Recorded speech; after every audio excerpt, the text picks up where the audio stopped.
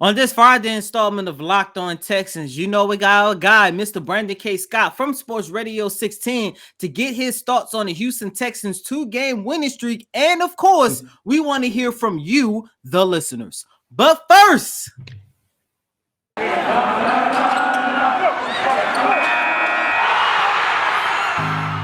you are Locked On Texans, your daily Houston Texans podcast, part of the Locked On Podcast Network, your team every day.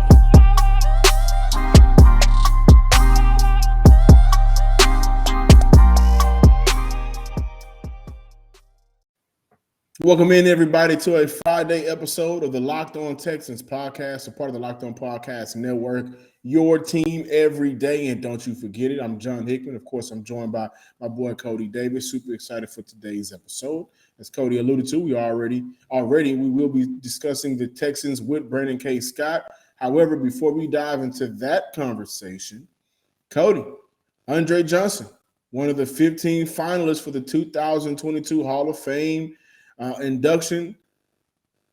I didn't think that he'd make the cut. I was wrong. I was wishing for him, but I didn't think that he would because of politics. However, I'm super excited for the opportunity for the Texans to have their first Hall of Famer, official NFL Hall of Famer. And if I could wrap up one word to describe Andre Johnson and his time in Houston with playing with David Carr, playing with Matt Schaub, the good and bad years, playing with some of those other quarterbacks like Sage Rosenfield and whoever else Houston brought in. I think Tony Banks played a couple of games for Houston. You may know him for them Saints, right, Cody? But the amount of different quarterbacks that were underwhelming or the amount of quarterbacks that maybe overachieved for one season, never quite the same consistently production as Andre Johnson. But he went out there and produced, and Andre Johnson had this thing about him where even when Houston was bad, and I like how they are now, but when Houston was bad and everything, the only thing that mattered was on the field, Andre Johnson was still able to get people to come out and watch the Texans play. That's how dominated he was. And if I can wrap up his career in one word, it'll be greatness.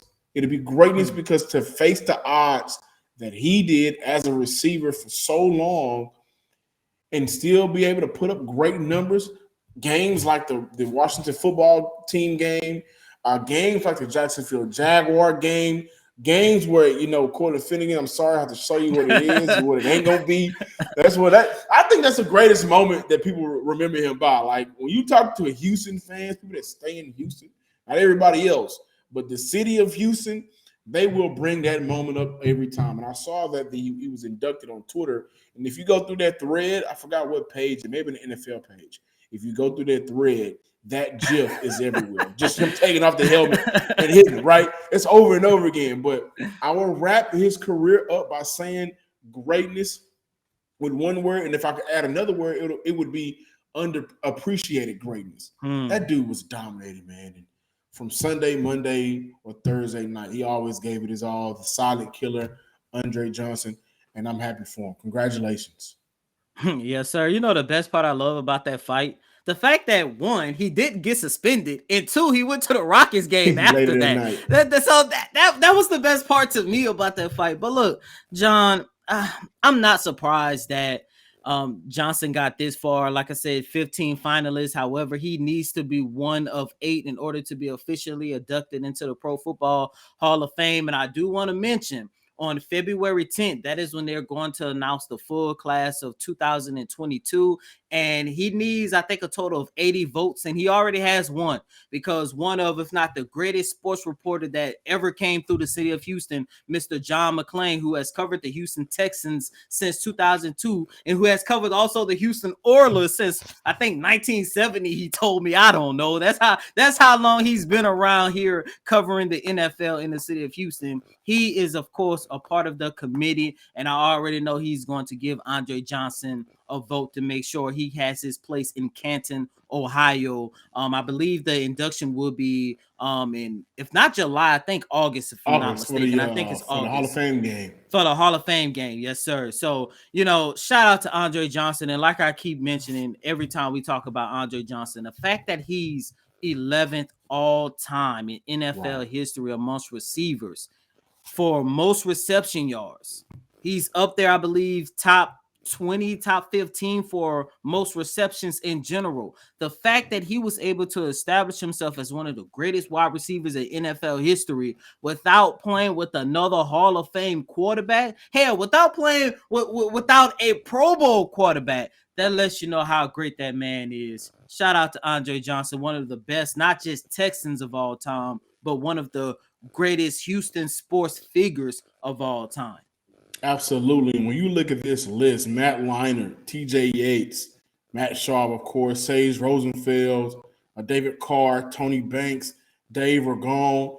When you look at this list, Case Keenum, you look at that list, man, and you sit back and say, man, how did he do all of that? How did he do it? But every Sunday or Monday or Thursday, man, he went out there and gave his team a reason to compete. And I will say this just really quick. The Hall of Fame game is one of the worst features the NFL has. I hope they get away with it. There's no reason why that game should be played.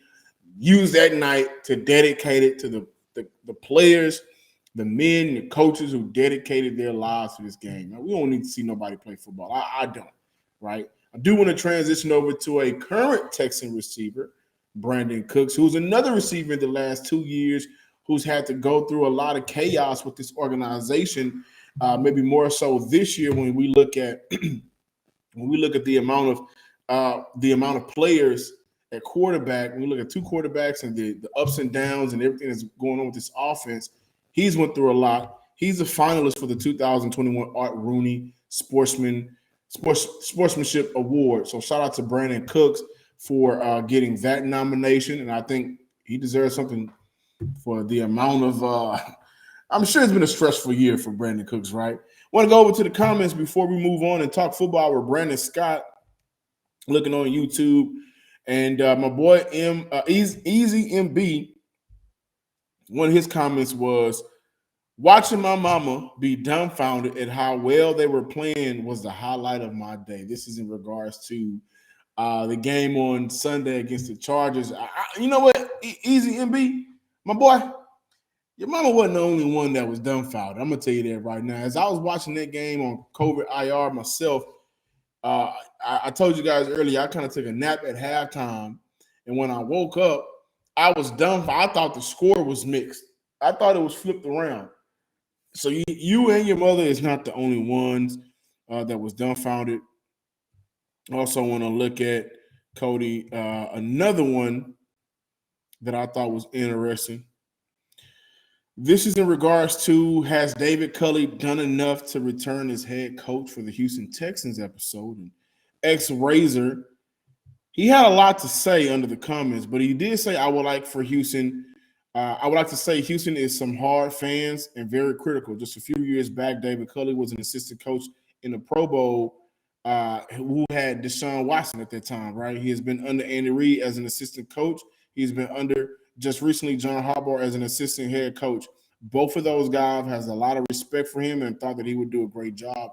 He went on to say a lot. I'm not going to say it so I can keep it short, but, you know, I think that is something to look towards to, just the opportunity of how David Culley may be able to operate in a different space.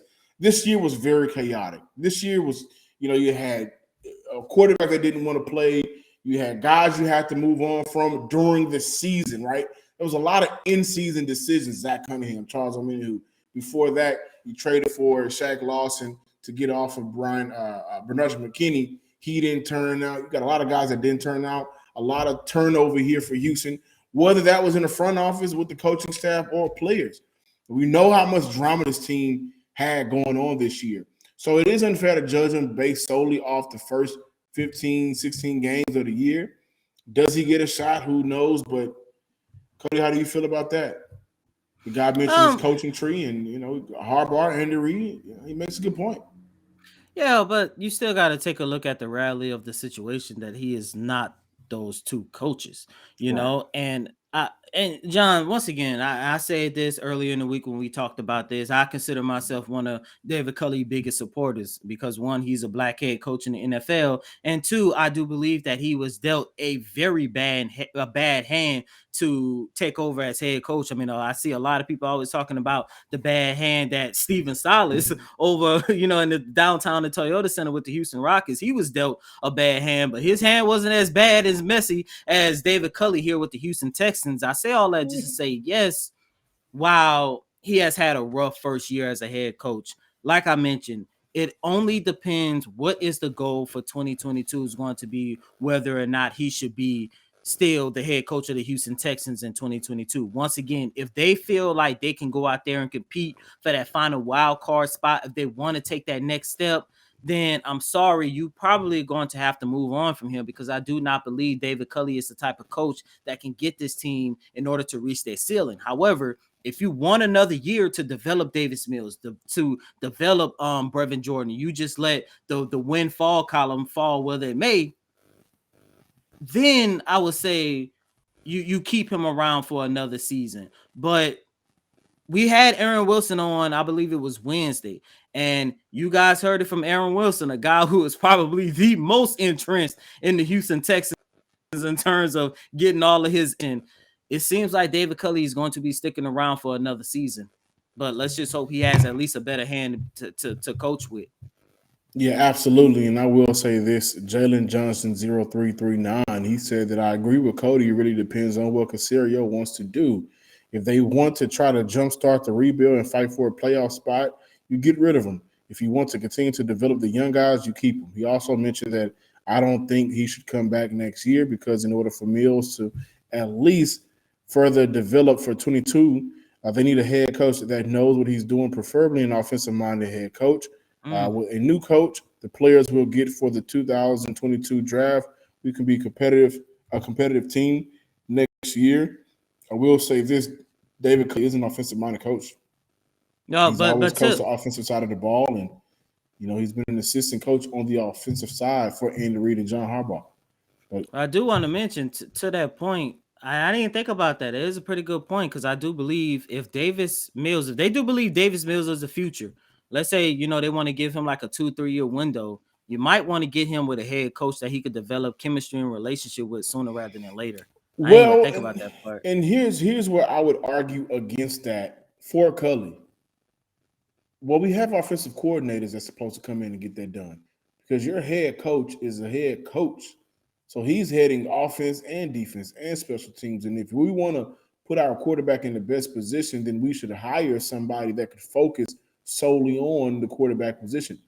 The good thing about that is that guy may possibly already be on the roster in Pep Hamilton. And we agree that Tim Kelly can't return. So I think that the offensive coordinator position is more important to refill right now than the head coaching position. That's just my thought on that. However, Brandon K. Scott will be joining us next. Let's talk Texan football. Before we talk to Brandon Scott of 16 Radio, it's the new year, so that means New Year resolutions. If yours is about getting fit or eating healthier, make sure you include Built Bar in your plan. Built Bar is the protein bar that tastes like a candy bar, maybe even better than a candy bar. Built Bar makes it easier to stick to your resolution because it tastes so good, you will want to continue eating it. And unlike any other protein bar, which can be chalky, waxy, or taste like a chemical spill, Built Bar is 100% chocolate all day. Built Bar contains 130 calories, 4 grams of sugar, 4 grams of net carbs, and 4 grams of protein. Even if you're not a fan of working out, you can at least eat something that tastes good, sweet, and is good for you, the way that you will enjoy that delicious Built Bar. It's going to count as a workout anyways, so you might as well go ahead and dip and dab and get you one. Go to Built.com and use promo code LOCKEDON15 to get 15% off your order. Use promo code LOCKED15 for 15% off at BuiltBar.com. And we are back, ladies and gentlemen, with this Friday installment of Locked On Texans. And for the first time in about 3, maybe 4 weeks, we got our guy, Mr. Brandon K. Scott. What's up, man? Yeah, man, it's been too long, man. I hate that we haven't been able to connect in this kind of extended period of time. So it's good to finally be back closing the year out right with the I was Social about to say, Friday on the man, Locked On. we gotta make sure that we really close the year all right. Next week is the last game, man. We're gonna talk about this game on Sunday against the 49ers, but we gotta have you on next week to close out the year. That's a must. Yes, sir. Yeah, we're running out of time, right? Yeah, we looked up and we was talking about training camp, and before we knew it, the season was doggone near over. So, and in between, we were still mad about some people still mad about Deshaun Watson, but we got moved on. The year is here. The year is here. But Brandon, I'm actually kind of happy that you took like a 3 or 4 week hiatus, because at one point it was starting to get repetitive. It was the same stuff. You come on the show, we talk about something stupid David Culley and the coaching staff does. We talk about how bad the offense look. We talk about how we don't want to see David Johnson no more. It's the same stuff over and over. But over the last 3 weeks, man, things have really turned around, and now the Houston Texans are sitting with a 2-game win streak. They have a slim possibility to make it 3 on Sundays, but Brandon, the biggest change of all has been Davis Mills. Over his last 3 games, this is a guy who has recorded 794 yards, 5 touchdowns, and 1 interception. And you said on Sports Radio 610, I think it was on Wednesday, that you consider him at best like a quality starting quarterback. So with that being I remember the tweet. Brandon, Brandon, with that being said, what has been your impressions of Davis Mills, and have your opinions about him changed? So first off, I want to say that nothing I feel like was more important in this season once it became abundantly clear, and we already suspected this, but once it became abundantly clear that the team wasn't going anywhere, that the team was about what we had expected it to be, maybe even a little worse at one point for some stretches there during the season. At that point, watching Davis Mills' development, I thought became the most interesting, if not the most important thing about the season. Absolutely. And so for me, and it's not even such a matter of prioritizing his development, but prioritizing like your knowledge and understanding of what his development and potential is. I wasn't on board with just putting him in the game just because you were sick of Tyrod Taylor or because you didn't think of Tyrod Taylor as the guy of the future. I wanted him to legitimately earn the job, or for Tyrod Taylor to legitimately lose the job. And I think a little bit of a combination of both happened, more so of Tyrod actually losing it than Davis earning it. But be that as it may, Davis Mills has taken the opportunity, and he's shown more than even I think the people that supported that pick, and even those who thought that Davis Mills was a decent pick, he's shown even more than I think that they anticipated. And I think the best thing that what we've seen, or the main takeaway, I should say, from what we've seen out of Davis Mills is that it's 3 games in a row of steady progress after a disaster against Indianapolis. You get the 14 straight completions against Seattle. I know they didn't score at the end of that, or in the second half to end that game. That wasn't great, but you saw progress from one week to the next.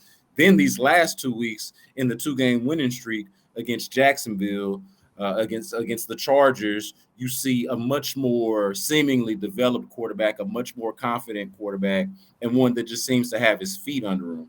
And so I'm pleasantly surprised to see that Davis Mills has performed up to this level. I always thought that he had the potential to be a high-level backup and or plug-and-play kind of starter, not necessarily the franchise quarterback, and I still kind of view him that way. But this is all positive, and this is, to me, much better than getting shut out or losing or arguing about the number 1 overall pick and trying to be the best loser.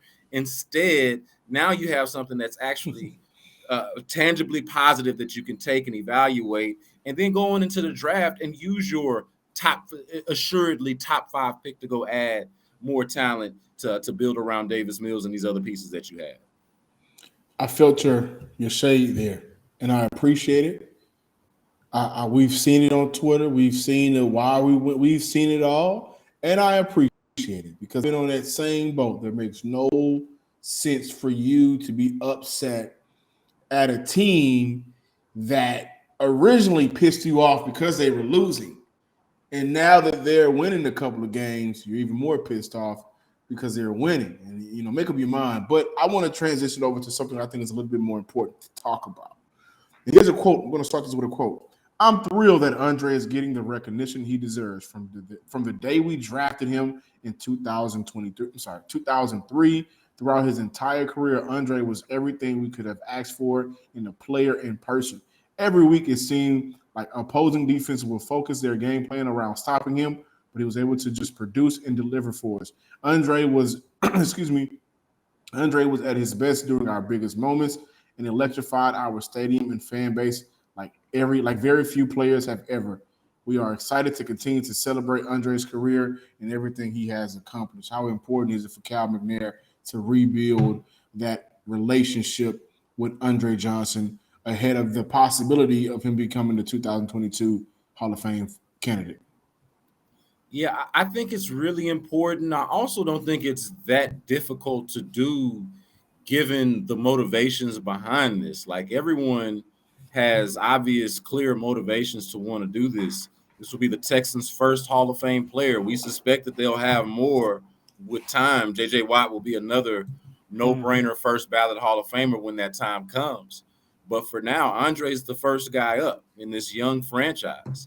And I think that they can even still have their differences and mend fences enough just to get by with this. But what you don't want, especially as the Texans and really any organization for that matter, like no team, no franchise in the NFL wants to alienate its Hall of Famers, particularly when that Hall of Famer is going into the Hall of Fame. Maybe before, maybe after, but in that moment, especially at that time, you want the relationship to be as good as it possibly can be. And I think that Andre obviously wanted to make a case and wanted to get in, wants to be in a good standing. And I honestly don't know why he wouldn't be, even though he spoke out against the organization. He's someone with intel. He's someone with a voice who does not seek attention and does not make it a point or a habit of himself of talking and being opinionated. He's just not that guy. So for that to have been out of character to begin with, and I'm talking about the tweet earlier in the year where he told Deshaun Watson or said that Deshaun Watson should stick to his guns and essentially said that the Texans were known as a franchise for wasting players' careers and that nothing good had happened with the franchise since Jack Easterby got there. I mean, that's a direct shot at the owner who is in charge of the franchise that he's talking about that is ruining careers, and it's a direct shot at his guy who he's empowered as the executive vice president of football operations. So, I mean, this is very clear of what he's saying and what the sort of discontent is there. But at the same time, like, you're going to have ceremonies, you're going to have parties, you're going to have, even more gestures to honor Andre Johnson, I'm sure, next season. And again, I think it is important, again, for any franchise, but especially for a team like this one that doesn't have a lot of, let's call it credibility behind this name. Andre Johnson is the one piece that it does, is one of the few pieces that it does have. Brandon, last question before we flip things over and start talking about Sunday's game. What has been your thoughts about the possibility of David Culley coming back in 2022 or not coming back in 2022? That's something John and I have discussed here quite often this week on Locked On Texans, and I would like to hear your thoughts about it.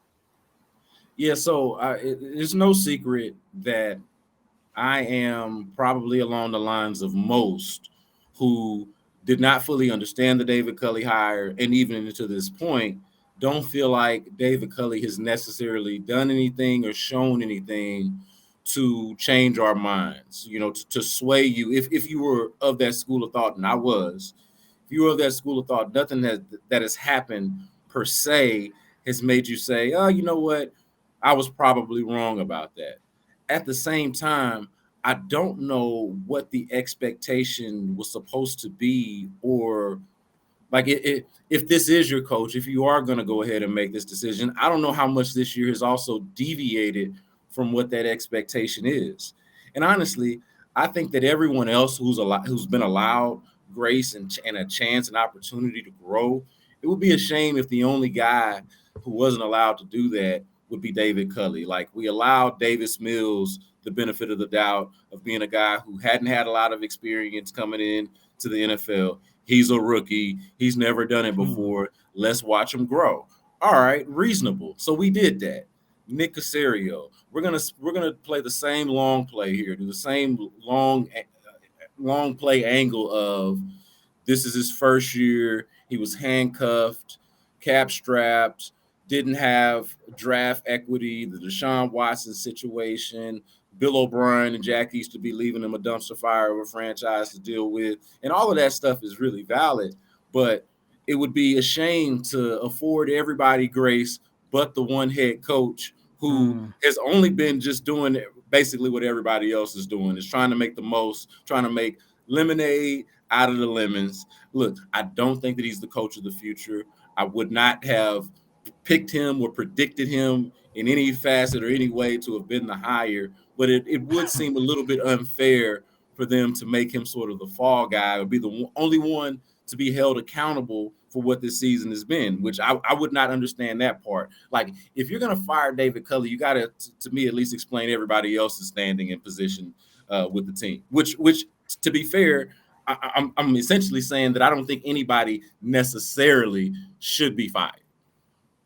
BetOnline has you covered this holiday season with more props, more odds, and more lines than ever before as football continues its march through college football season with the bowl games and the pro football playoffs. BetOnline remains your number one spot for all of your sports action this season. Head to the website or use your mobile device to sign up today and receive your 50% welcome bonus on your first deposit. Just use promo code LOCKEDON to receive your bonus. BetOnline is the fastest and easiest way to bet on all of your favorite sports. So don't wait to take advantage of all of the new and amazing offers available to you. BetOnline is where the game starts. Welcome back in, ladies and gentlemen. Before we get out of here, we got to talk about Sunday's matchup against the San Francisco 49ers. Before we do that, B. Scott, can I get back on the B Block podcast, man? Oh man, yeah. Come on, man. Let's. Hey, look, both of y'all got open invitations, and since I am back, the last couple of weeks I've gotten back to doing it more regularly. My schedule had got really out of whack and out of hand for a little while, and I just didn't have a great handle on it, to be honest with you. But I reprioritized after Thanksgiving, got back on the grind, got back to doing them twice a week and regularly. And you guys both of you will be in the heavy rotation of regular guests, because and honestly, we got a lot to talk about. We're just gonna kind of take the Locked On Texans podcast and bring some kind of variation of it whenever y'all come on to the B Block, so we can kind of keep the party going, because it's about to get really interesting, with this offseason that Nick Caserio's got in front of him. I think that excuses are a lot fewer and far in between in 2022 than they will be the previous year. And so it's going to be a lot of put up or shut up next year. And I think they have right now 31 players under contract for next year. That's not even including these 1-year deals that the Texans should look for some of these players to bring them back. So Nick Caserio will have his hands full in the next 4 to 5 months head up into the draft. But let's talk about Sunday. The San Francisco 49ers, they are a hungry team. They still have playoff hope. They believe that they can make it. Jimmy G will possibly not be playing on Sunday. They should be getting Elijah Mitchell back, which I hope they do for my fantasy football purposes. I can win $500 if I win on Sunday this week. So I'm hoping that he gets it done and give me what I need my points-wise. But does the Houston Texans stand a chance if Trey Lance is out there? I think they do. They've given rookie quarterbacks hell this year. When we look at Mac Jones, when we look at what's your boy from New York, Zach Wilson. Of course, Trevor Lawrence, 8 sacks, 3 interceptions, I think 4 turnovers in general. If Trey Lance is out there, does Houston get their 5th win, which would be one more than last year when they had number 4 behind center? Yeah, I'm picking them to win it, man. And I'm going to be honest with you. It's not so much that I believe that they will. I just believe in more so of the possibility. And look, last week was a revelation that here is what Davis Mills can be with a run game. Here's what the offense can be with a run game. Now, do I suspect they'll be able to run the ball against the San Francisco 49ers the same way? No, I don't think they'll be able to do that the same way that they did against the Los Angeles Chargers. But my hope is that there is something that they can take away and build off of from what they were able to do against the Chargers.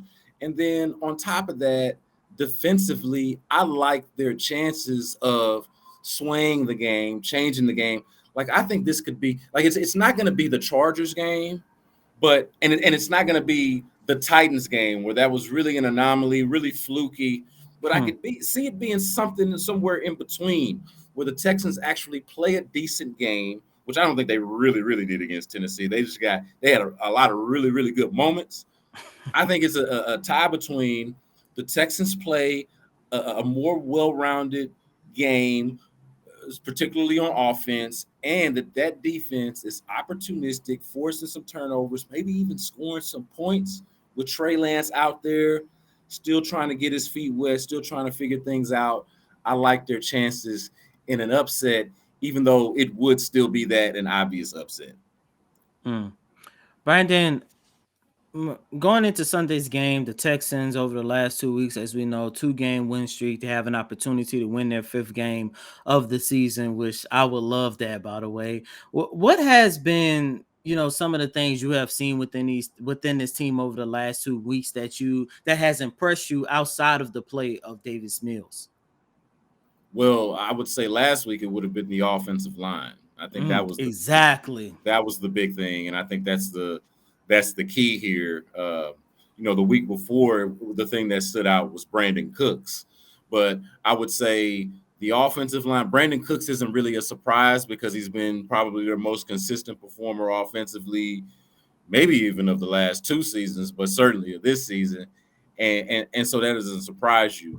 But I would point particularly to the offensive line, and I think that because it's not a big name and so it wasn't a big headline, I think Cole Toner going on the COVID list is slightly underrated because I'm not saying he's the best left guard that they got or the best guard that they got, but the guard play that he gave you on Sunday, that he gave the Texans on Sunday, was the best guard play that I remember seeing all season.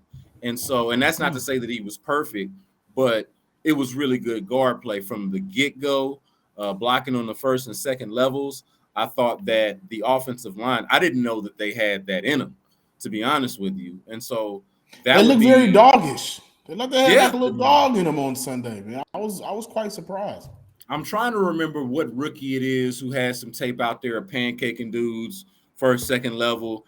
And it was just amazing watching. And I thought, when I watched it, man, I haven't seen a single Texans offensive lineman do anything remotely close to this all year.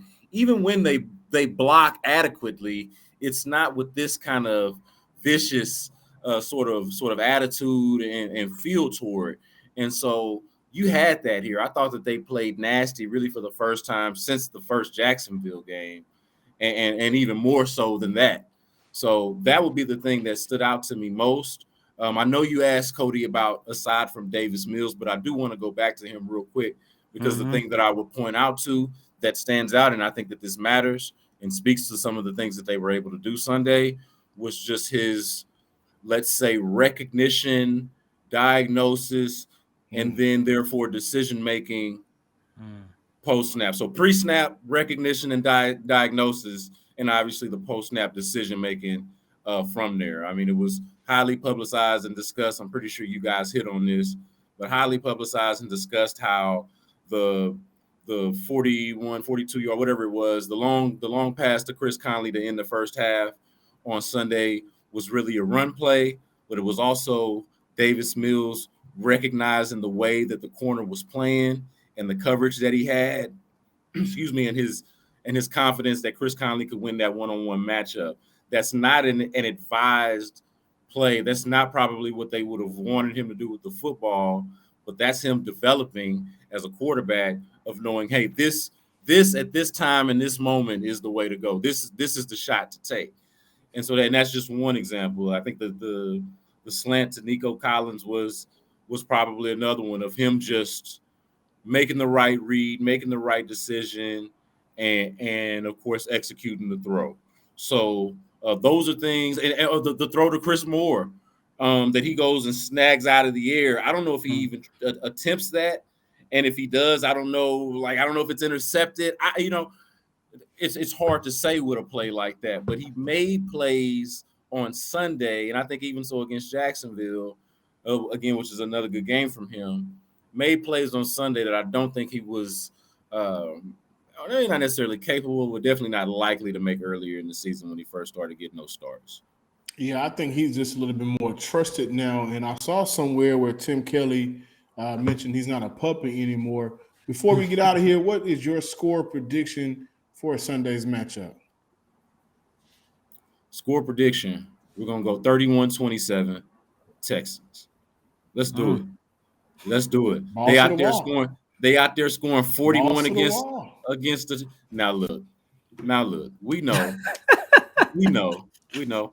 But I feel like if I speak it into existence, because this is another thing about me, and I think y'all realize this about me as well. I'm not so in love with my opinion. Like, I think I'm confident in my opinion, but I'm not so in love with what I have to say to where I'm above being wrong. Or I'm gonna come back on Monday and I'm be like, oh man, I can't believe I got that one wrong. Oh man, my career is over. Nah, I'm okay with being wrong. I would like for them to win the game, but it's not the end of the world if it comes out and the thing that's more expected, that they're not able to keep up with a team that's just flat out much more talented than they are.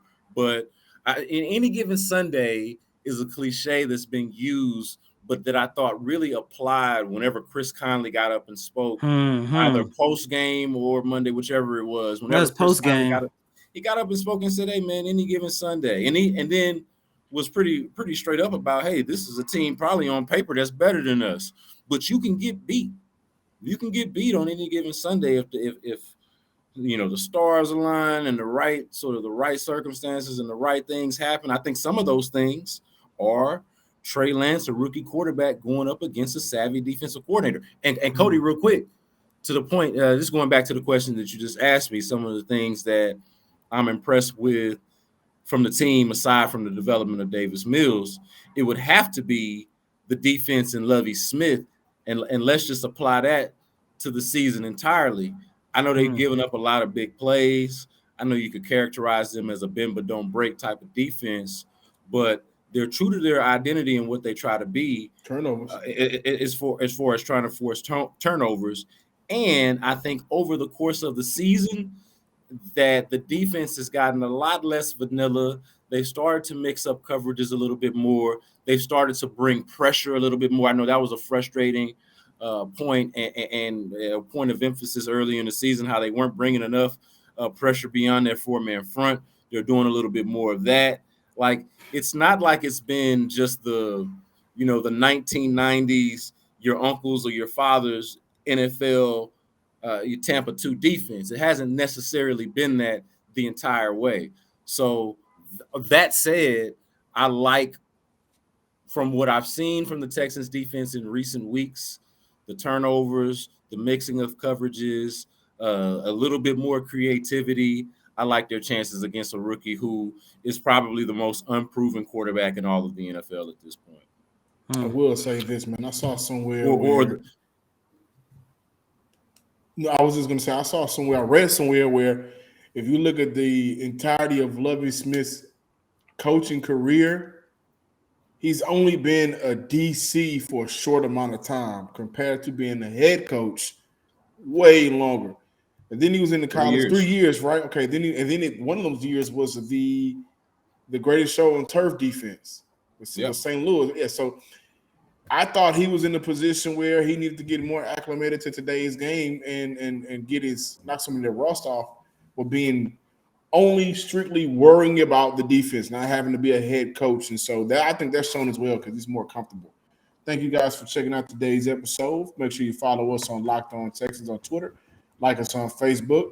Subscribe, like, and comment on YouTube as well. I'm John _Hickman 12 on Twitter. Cody, what you got? It's like the Brady Bunch, right? And as always, I'm your host, Cody Davis. Please remember to follow me on Twitter at Cody Davis _24. Once again, that's Cody CODYDAVIS _24. B Scott. Trying to figure out what box I look at. Well, which side I look at. Just look at my Brady box. Hey, Brandon K. Scott, y'all hit me up at Brandon K. Scott on Twitter and subscribe to the B Block podcast as well, anywhere you get it, because if you like this podcast, you will like that one as well. So that's the B Block podcast on Spotify, Apple, wherever it is you get your podcast. Holla at your boy. Until next time, ladies and gentlemen, have a safe, happy New Year's to all. Please we will see you guys. Please, we will see you guys on Monday in 2022.